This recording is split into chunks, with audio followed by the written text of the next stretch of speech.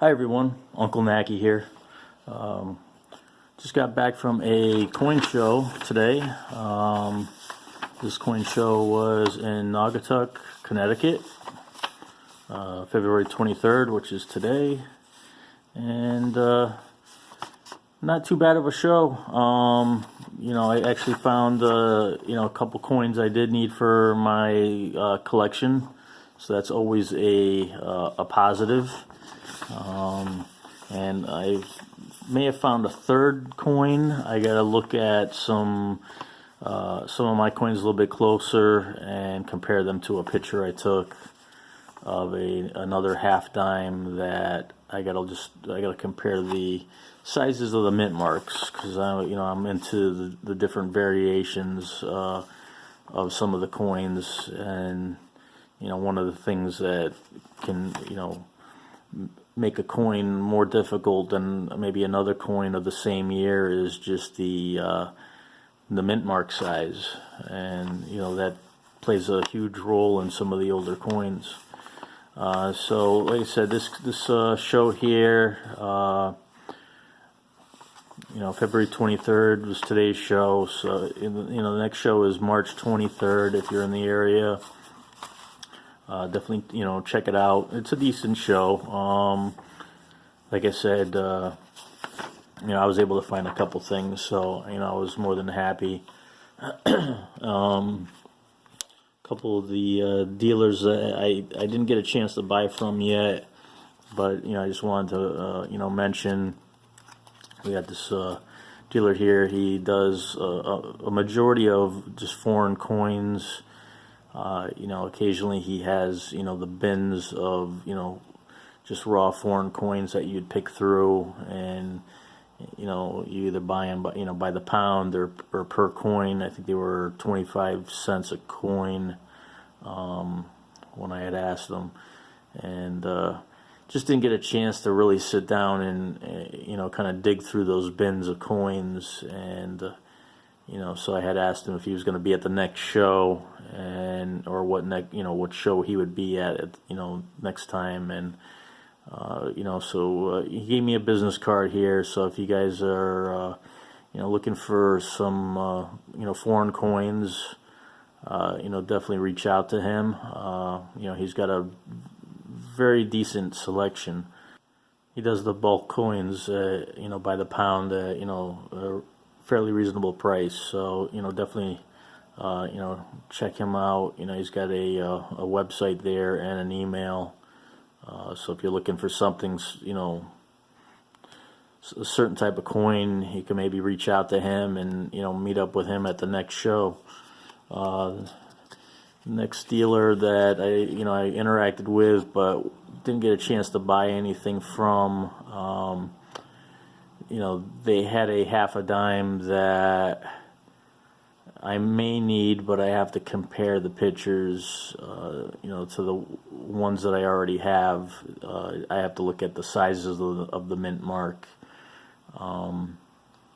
They had a half dime that it was fairly priced. It was they offered it to me for $50, and normally I buy some extra half dimes, in the $10 to $15 range if they're not damaged. But when I get up to the $50 range, I want to make sure I need it for my set. I don't really want to spend the $50 for an extra just to kind of go in the extras pile. I'd rather put the $8, $10, $12 coins, whatever, in the extras pile, and let that accumulate. So I didn't really want to spend $50 on a coin that I may already have. So I'm gonna have to get that checked out. See which one I have compared to the pictures I took. And if it's something that I do need, I'm definitely going to reach out to them, and we'll definitely meet up at a show in the near future. So like I said, I found a couple things I needed. Obviously not a lot. from one dealer, I did find a half dime I needed, which was looks like it was 1850. Nothing spectacular about it. Just a overall just normal grade, circulated, non-damaged, which is kind of what you want to look for, with these coins, especially the half dimes, because they're so thin. They get bent very easily, or damaged very easily. So this particular one, I needed it for my set. I didn't have this particular year, and it's not a difficult coin. Well, I shouldn't say it's difficult. These are all pretty difficult to an extent, but it's just I haven't come across this particular date in the price range that I'd want to spend. Last thing I want to do is pick up an 1850 that's ungraded in an extra fine to about uncirculated condition, and be expected to pay $100 or more for it. I just don't want to do that. If I'm going to pay that kind of money, I'll throw in an extra couple $100 and get a graded MS63 coin. So in a situation like this, I prefer some of the lower grades, as long as they're no excessive damage, and for $15, that's right where I want to be on the pricing. And you're not going to get all the detail that you normally would with some higher graded coins, but that's just, it comes with the territory. You're only going to get so much detail at this price range. So like I said, it was $15. I was looking around on the table for something else that I could maybe throw in to make it an even 20, and or even something that would kind of work to maybe my price advantage. And I came across basically it's a half dime from Canada, but they didn't really call it a half dime. These are just 5-cent pieces, or 5-cent silvers from Canada, and this particular one is from 1901, and it was marked at $8. I asked if they would do the pair for $20. They gave it a little bit of thought. Actually, I wasn't sure at first, if it was gonna actually happen, but finally, the girl said, "Yeah, we can do that for $20." And so I ended up picking both of these up. I don't really collect the foreign coins much, but occasionally I might pick one of these up if it's some sort of a package deal, and I can get it at a fair price, or like in this case, an $8 coin marked down to $5. I was more than happy to spend 15 on this one. It's a date that I need, the condition I need it in, and like I said, just overall, a nice coin. So to me, this is I'm happy spending $15, but I wanted to see if I could kind of work the deal out in my favor a little bit more, and so I picked this up, just to kind of add to the stockpile. So 1901 from Canada, priced at $8. I was able to get it for $5. And went to another table, and I came across this half dime here, 1847. It's another year that I needed for my set.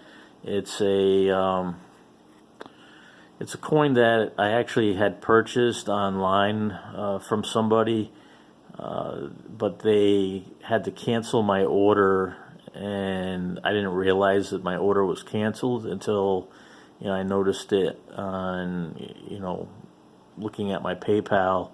You kind of see some of the, reversals, and, then I looked and I was like, what's going on with this? Why haven't I gotten these, and what's the story? So I reached out to the dealer, and it was something that ended up getting messed up on their end with their the program that they use, and over like a holiday weekend, something had happened, and it was relisting and reselling coins that were already, I guess, sold. So they didn't even have the coins anymore, and so I had 2 common date half dimes that I had thought I bought, but turned out I didn't. And the 1847 happened to be one of the dates, and this 1847 here that I'm showing you is much better condition than the one I was originally had purchased, and $25 is a little higher than, like I said, my average price range that I'd like to be on some of these common date half dimes. But I asked the dealer if he could do $20 even on this, and he said sure. So I picked it up for $20, and honestly, $20, it was probably, if I had to guess, maybe, if you factored in the shipping and everything else, I probably paid maybe $4 more on this particular coin, but it's in a much better condition. So, overall, I'm happy with this purchase, just because it's one more I can kind of check off that list, especially, when I thought I had already checked it off in the first place. So that was really about it. Other than that, while I was at the show, I ended up running into a guy that I had, met with at a previous show, and we were talking about USB microscopes and everything. So he was there, and we kind of chatted it up for a good part of the show, and his family was there with him, and we just kind of went around different tables, talked to different dealers, and it was just a really good show. We were probably kind of the center of attention.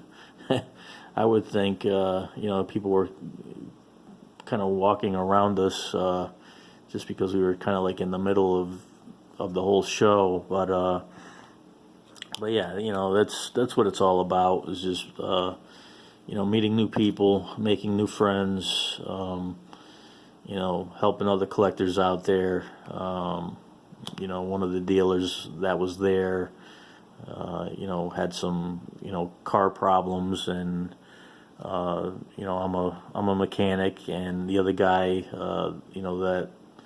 that I've met up with at these 2 shows, his name is Joe. He's a mechanic also, and so we're both giving the coin dealer some advice on his Audi, and we'll see how that goes for him. And he said, maybe at the next coin show he'll be driving his Audi. We'll have to see how it all plays out. But like I said, that's what it's all about. Just getting out there and being able to help each other, and and at the same time enjoy the day, and and not be sitting around in front of a TV all day. That's not healthy to do that all the time. And so overall, like I said, good show. For me, I'm very happy with what I was able to pick up. The last show I went to, and I picked up a couple half dimes, but they were both extras. They were, you know, years that I didn't need, so they were just going into my extras pile. At least, you know, with this show here, you know, I've got 1847 and an 1850, and you know, these will, you know, be going into my, you know, personal collection, and I'll be able to at least, you know, check these off the list, you know, off the main list, and, you know, this way, you know, if I come across another one or two of these particular dates and the pricing is right, you know, if I'm in the $10 range or $12 and it's not damaged, and you know, I have a few extra bucks, you know, I'll pick one up and I'll put it in the extras pile.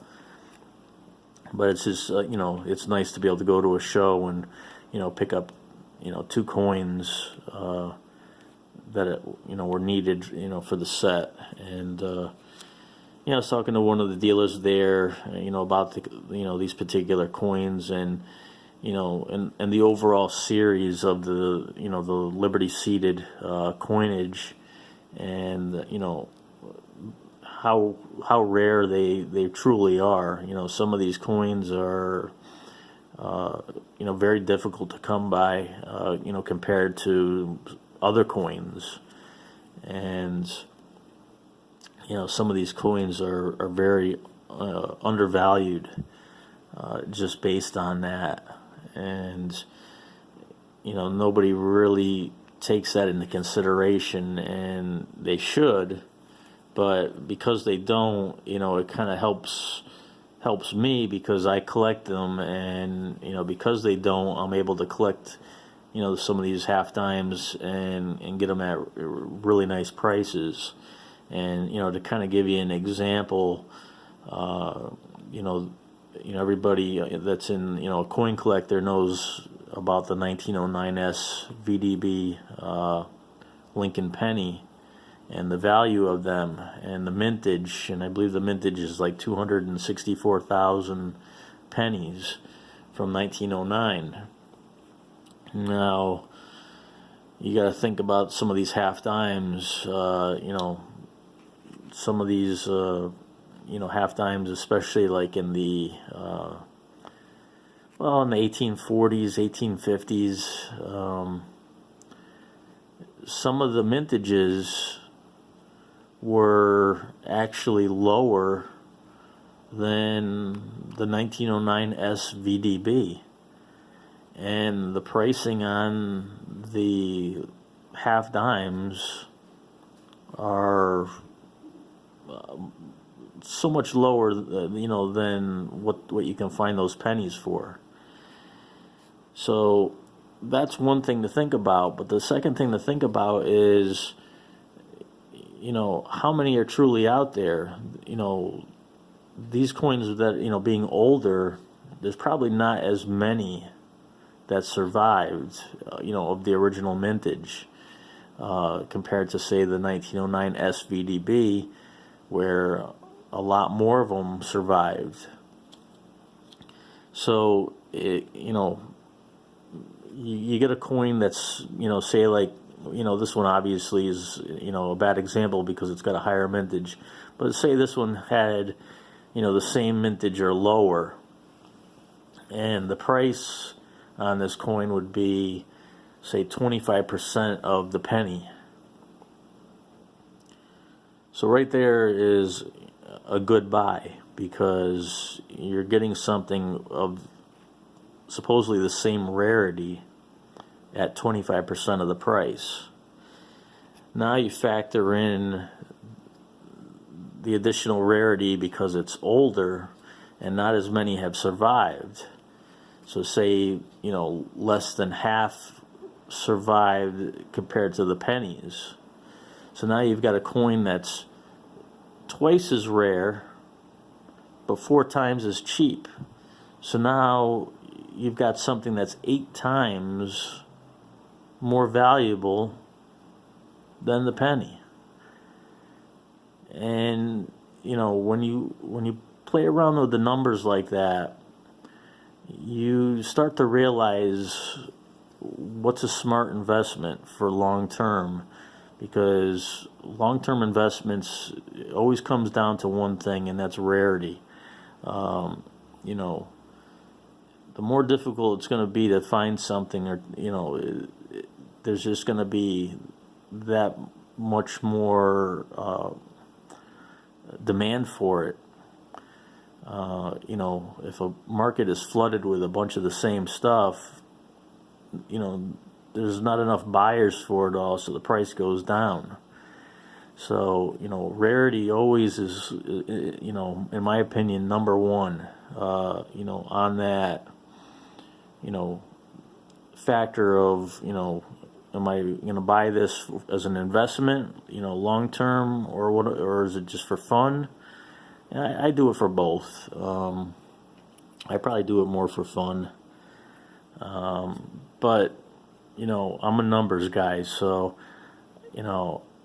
I look at the mintages, I look at the dates, I look at estimated survival rates, and you compare all that up, and you compare it to something else, like I said, like the penny, or like a 1932S or 1932D Washington quarter. You can compare it to them. Look at the mintages of those. Look at the going rates on those, and compare those numbers to something similar,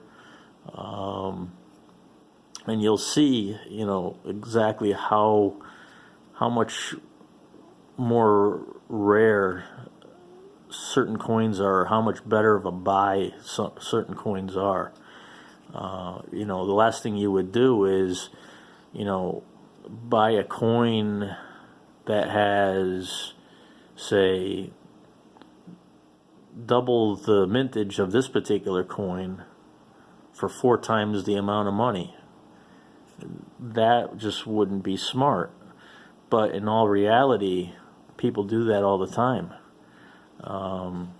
You're either buying something from the U.S. Mint that they're producing a certain amount of them, and a majority of them are going to be kept in mint condition, so that condition issues aren't going to ever be an issue in the future. And where's the value?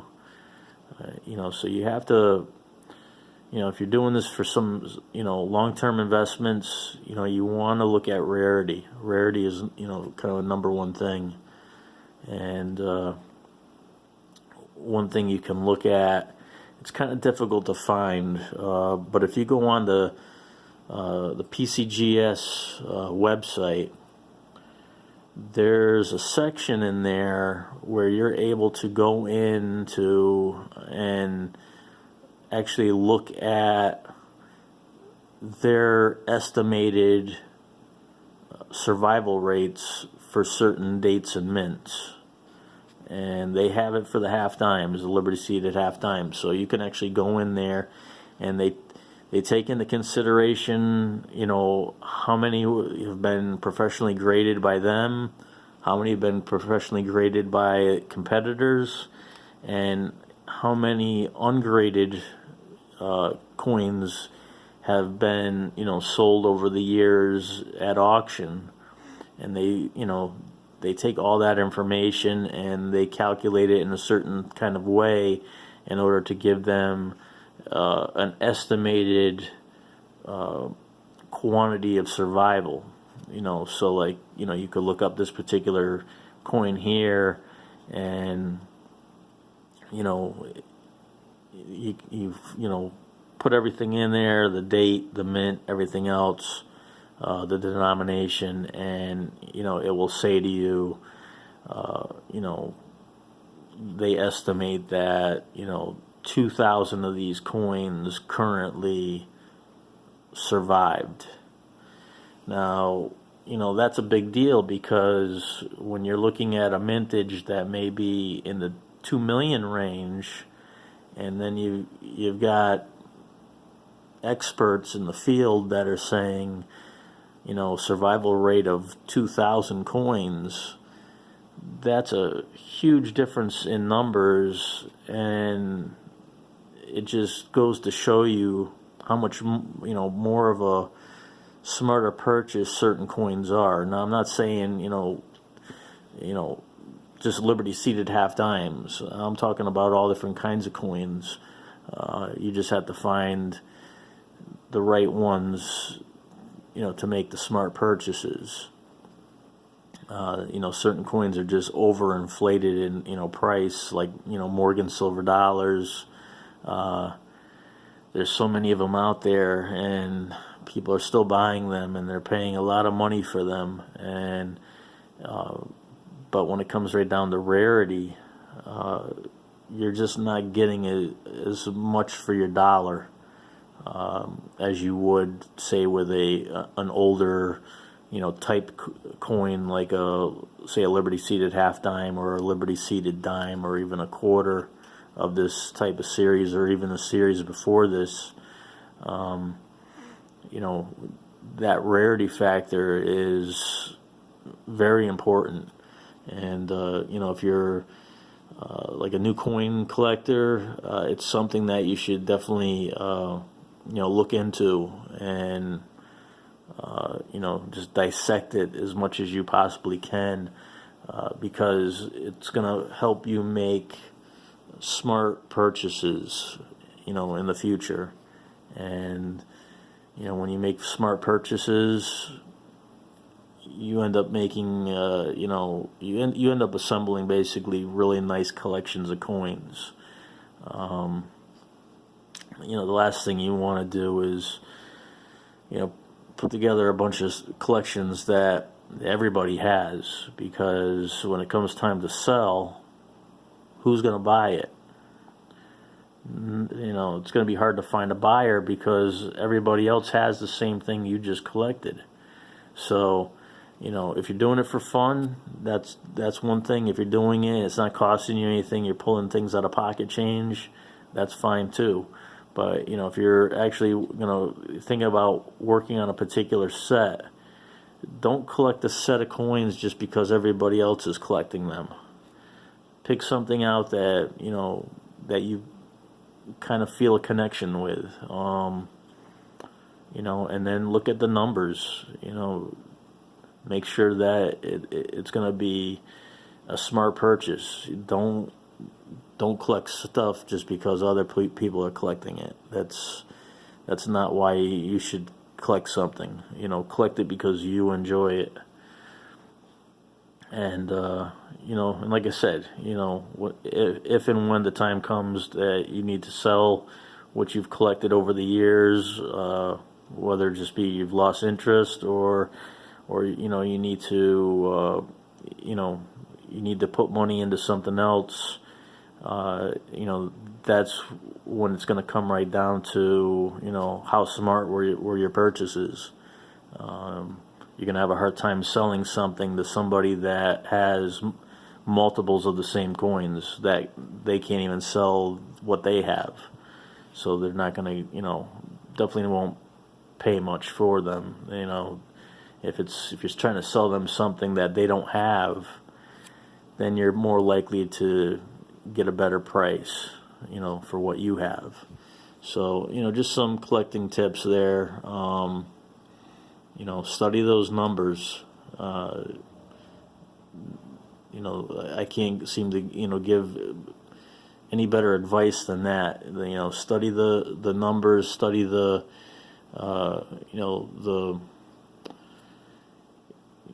survival rate numbers, especially.